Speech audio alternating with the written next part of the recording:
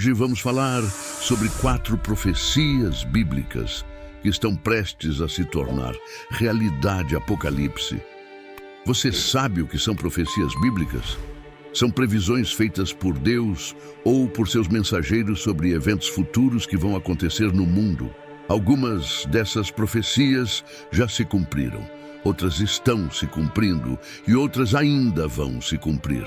Vamos ver quais são essas 4 profecias que estão prestes a se tornar realidade apocalipse e o que elas significam para nós.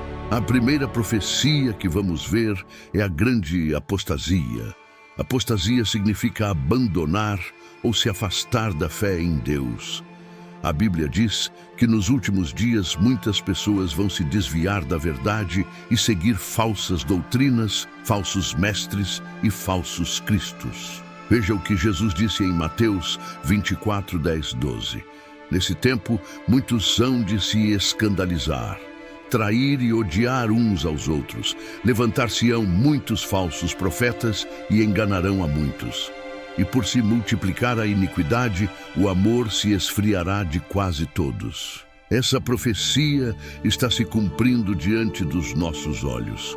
Basta ver a quantidade de igrejas, seitas e religiões que existem hoje, cada uma ensinando coisas diferentes e contraditórias. Muitas pessoas estão confusas, enganadas e perdidas, sem saber em quem ou no que acreditar.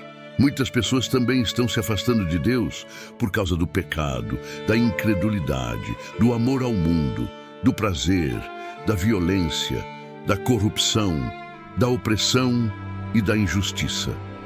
O amor de muitos se esfriou e a fé de muitos se enfraqueceu. Essa é a grande apostasia que a Bíblia profetizou. A segunda profecia que vamos ver é o surgimento do anticristo.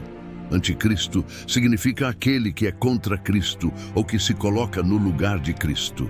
A Bíblia diz que nos últimos dias vai aparecer um líder mundial que vai enganar as nações com seus sinais, prodígios e discursos. Ele vai se opor a Deus, blasfemar contra ele, perseguir os cristãos e exigir adoração. Ele vai se aliar ao falso profeta, que vai fazer com que as pessoas recebam a marca da besta, que é o número 666, na mão direita ou na testa, para poderem comprar ou vender. Veja o que a Bíblia diz em Apocalipse 13, 1 e 8. Vi emergir do mar uma besta que tinha 10 chifres e 7 cabeças, e sobre os chifres 10 diademas, e sobre as cabeças nomes de blasfêmia. A besta que vi era semelhante a leopardo, com pés como de urso e boca como de leão. E deu-lhe o dragão o seu poder, o seu trono e grande autoridade. Então vi uma de suas cabeças como golpeada de morte, mas essa ferida mortal foi curada, e toda a terra se maravilhou seguindo a besta, e adoraram o dragão porque deu a sua autoridade à besta.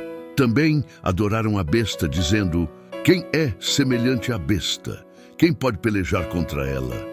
Foi-lhe dada uma boca que proferia arrogâncias e blasfêmias e autoridade para agir 42 meses, e abriu a boca em blasfêmias contra Deus, para lhe difamar o nome e difamar o tabernáculo, a saber, os que habitam no céu. Foi-lhe dado também que pelejasse contra os santos e os vencesse. Deu-se-lhe ainda autoridade sobre cada tribo, povo, língua e nação. E adorá-la-ão todos os que habitam sobre a terra, aqueles cujos nomes não foram escritos no livro da vida do Cordeiro, que foi morto desde a fundação do mundo. Essa profecia ainda não se cumpriu, mas está prestes a se cumprir. Muitos estudiosos da Bíblia acreditam que o anticristo já está no mundo, mas ainda não se revelou. Eles também acreditam que ele vai surgir depois de um grande conflito mundial, que vai causar caos, medo e desespero nas pessoas. Ele vai se apresentar como um salvador, um pacificador, um líder carismático e benevolente. Mas, na verdade, ele será um tirano, um opressor, um mentiroso e um inimigo de Deus. A terceira profecia que vamos ver é a grande tribulação. Tribulação significa aflição, sofrimento, angústia, perseguição. A Bíblia diz que depois que o anticristo se revelar, ele vai desencadear uma série de juízos de Deus sobre a terra, que vão causar grandes catástrofes naturais, guerras, fome, doenças, morte e terror. Esses juízos estão descritos nos livros de Daniel, Mateus e Apocalipse, e são chamados de selos, trombetas e taças da ira de Deus. Veja o que Jesus disse em Mateus 24, 21, 22. Porque nesse tempo haverá grande tribulação, como nunca houve desde o princípio do mundo até agora, nem tampouco haverá jamais. Não tivessem aqueles dias sido abreviados, ninguém seria salvo, mas por causa dos escolhidos, tais dias serão abreviados. Essa profecia ainda não se cumpriu, mas está prestes a se cumprir. Muitos estudiosos da Bíblia acreditam que a grande tribulação vai durar 7 anos, sendo que a segunda metade será mais intensa e terrível do que a primeira. Eles também acreditam que antes da grande tribulação começar, Deus vai arrebatar a sua igreja, ou seja, vai tirar da terra todos os que creram em Jesus Cristo como seu Salvador e Senhor, para que eles não passem por esse tempo de horror e angústia. A quarta e última profecia que vamos ver é a segunda vinda de Jesus Cristo. A Bíblia diz que depois da grande tribulação, Jesus Cristo vai voltar à terra com poder e glória, acompanhado dos seus anjos e dos seus santos. Ele vai derrotar o anticristo, o falso profeta e o dragão, que é o diabo, e vai estabelecer o seu reino de paz, justiça e amor sobre a terra. Ele vai julgar as nações, os vivos e os mortos, e vai recompensar os fiéis e condenar os ímpios. Ele vai criar novos céus e nova terra, onde não haverá mais pecado, dor, tristeza, morte nem maldição. Veja o que a Bíblia diz em Apocalipse 19, 11 e 16. Vi o céu aberto e eis um cavalo branco.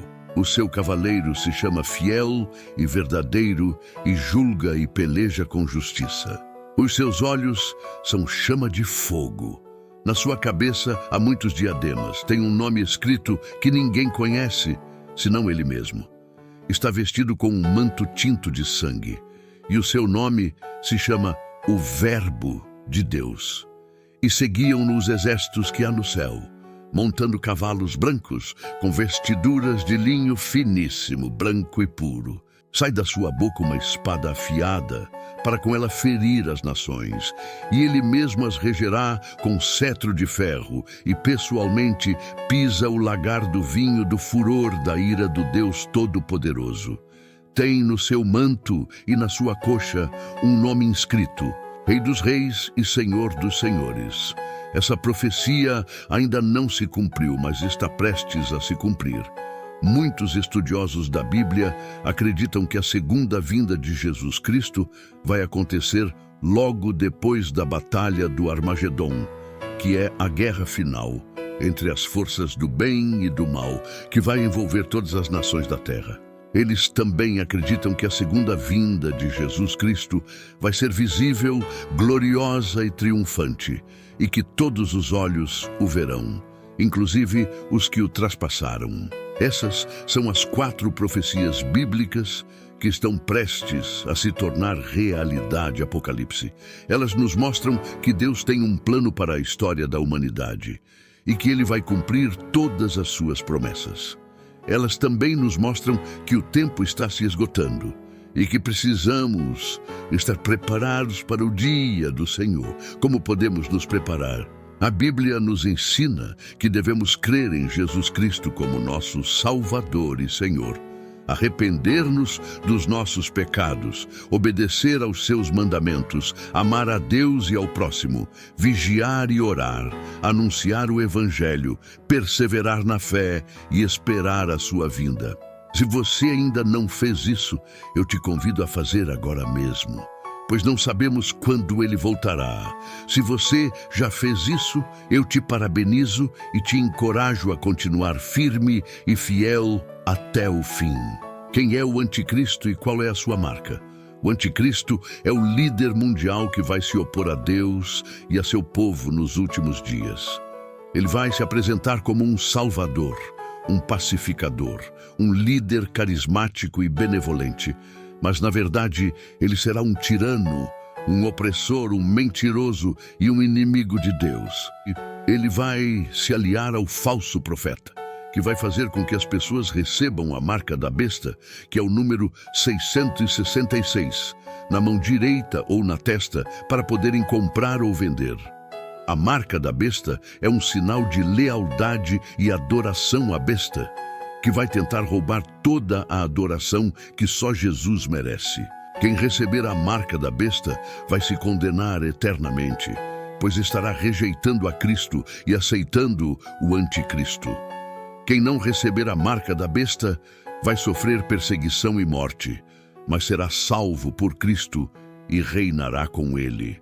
A Bíblia não revela exatamente como será a marca da besta, mas dá algumas pistas. Ela diz que o número da besta é 666, que é o número do homem, pois o homem foi criado no sexto dia. Esse número representa a imperfeição e a rebelião do homem contra Deus, que é perfeito e santo. Alguns estudiosos da Bíblia acreditam que o número 666 pode ser uma forma de identificar o nome do anticristo, usando um sistema de códigos chamado gematria, que atribui um valor numérico a cada letra de um alfabeto. Assim, somando os valores das letras do nome do anticristo, chegaria-se ao resultado 666. Outros estudiosos da Bíblia acreditam que o número 666 pode ser uma forma de simbolizar o sistema político, econômico e religioso do anticristo, que vai dominar o mundo inteiro. Assim, o número 666 representaria a trindade satânica formada pelo dragão, que é o diabo, pela besta, que é o anticristo, e pelo falso profeta, que é o seu aliado. A Bíblia também diz que a marca da besta será colocada sobre a mão direita ou sobre a fronte. Isso pode ter um significado simbólico ou literal. Simbolicamente, a mão direita representa a ação, a obra, o poder, a autoridade, a obediência. A fronte representa a mente, o pensamento, a razão, a inteligência, a crença. Assim, a marca da besta significaria que as pessoas que a receberem vão entregar suas ações e seus pensamentos ao anticristo, fazendo a sua vontade e seguindo a sua doutrina.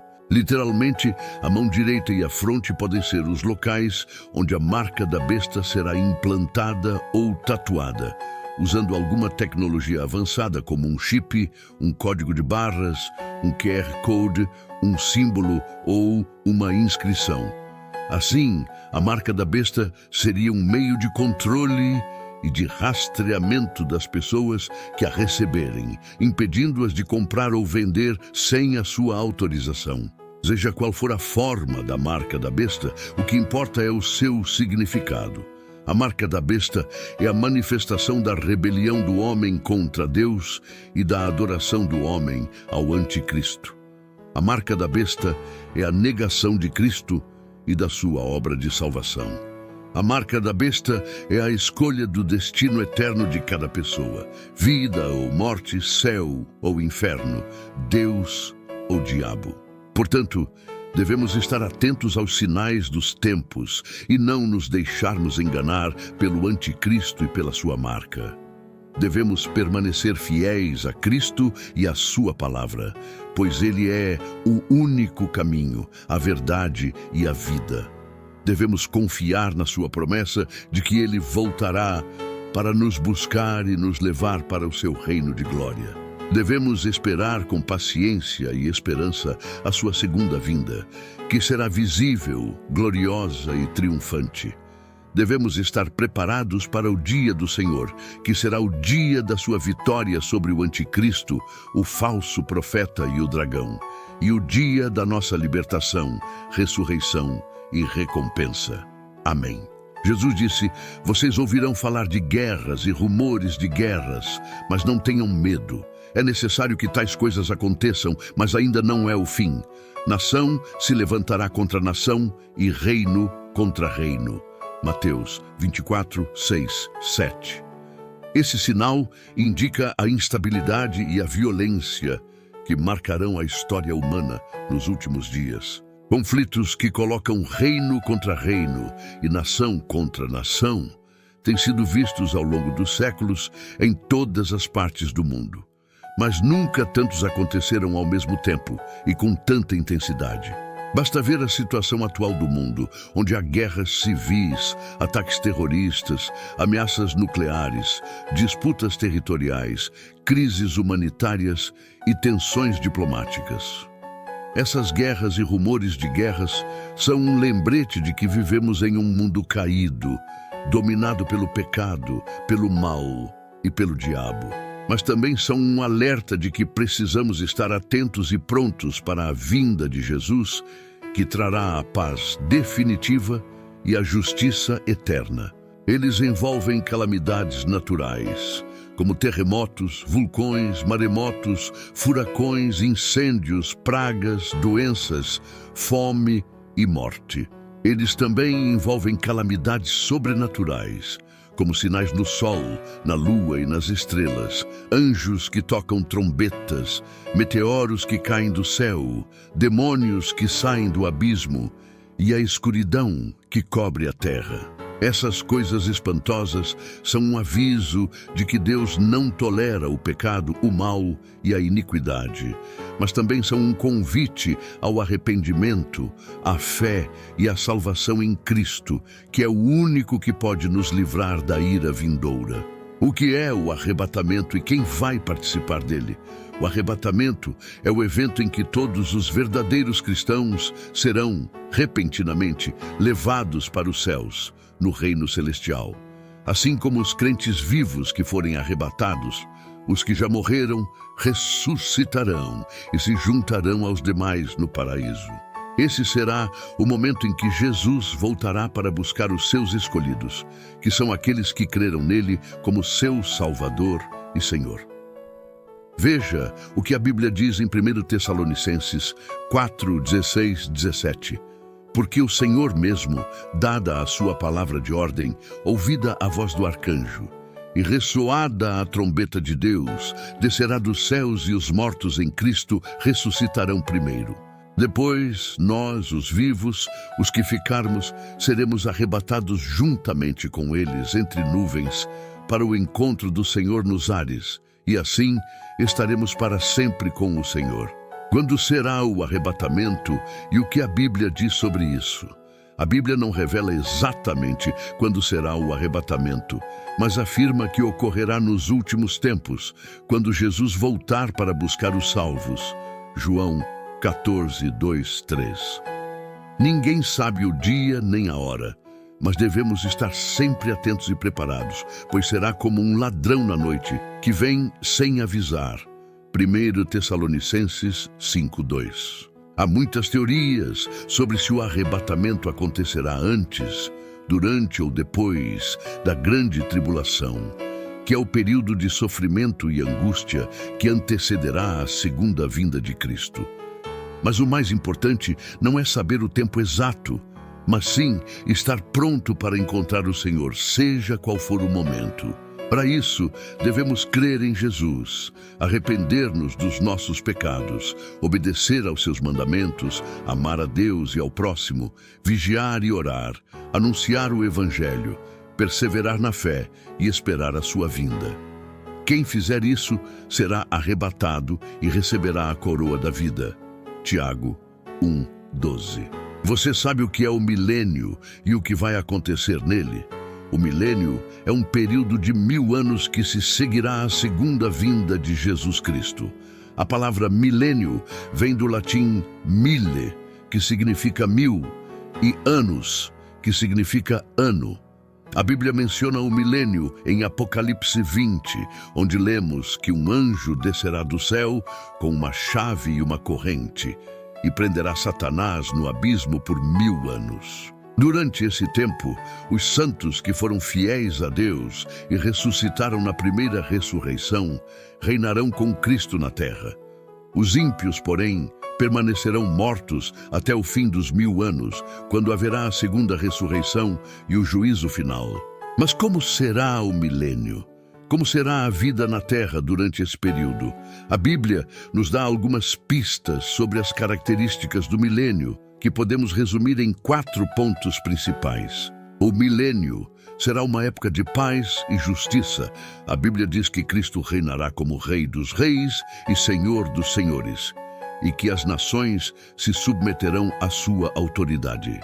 Não haverá mais guerras, violência, opressão nem injustiça. As armas serão transformadas em instrumentos de trabalho, e as pessoas aprenderão a viver em harmonia e amor. Isaías 2:4, 11:1-9, Miqueias 4:1-4, Apocalipse 19:11-16. O milênio será uma época de restauração e bênção. A Bíblia diz que Deus cumprirá as promessas que fez a Israel e a toda a humanidade. A terra será renovada e recuperará a sua beleza original antes do pecado. Haverá abundância de alimentos, saúde, alegria e longevidade. Os animais serão mansos e conviverão pacificamente com os seres humanos. Os filhos de Deus serão herdeiros de todas as coisas. Gênesis 12:1-3, 13, 14, 17. Deuteronômio 30:1-10. Isaías 35, 65, 17, 25. Romanos 8, 18, 23. Apocalipse 21:1-5. O milênio será uma época de adoração e serviço. A Bíblia diz que os santos que reinarão com Cristo serão sacerdotes de Deus e que terão acesso à sua presença e à sua glória. Eles louvarão a Deus, aprenderão a sua vontade e ensinarão as nações a obedecer aos seus mandamentos. Eles também participarão do julgamento dos ímpios, que serão condenados de acordo com as suas obras. Apocalipse 1:6, 5, 9, 10, 20, 4, 6, 22, 3, 5. 1 Coríntios 6, 2, 3. O milênio será uma época de preparação e esperança. A Bíblia diz que o milênio não será o fim da história, mas uma etapa para o cumprimento do plano de Deus. No final dos 1000 anos, Satanás será solto por um pouco de tempo e tentará enganar as nações para se rebelarem contra Deus.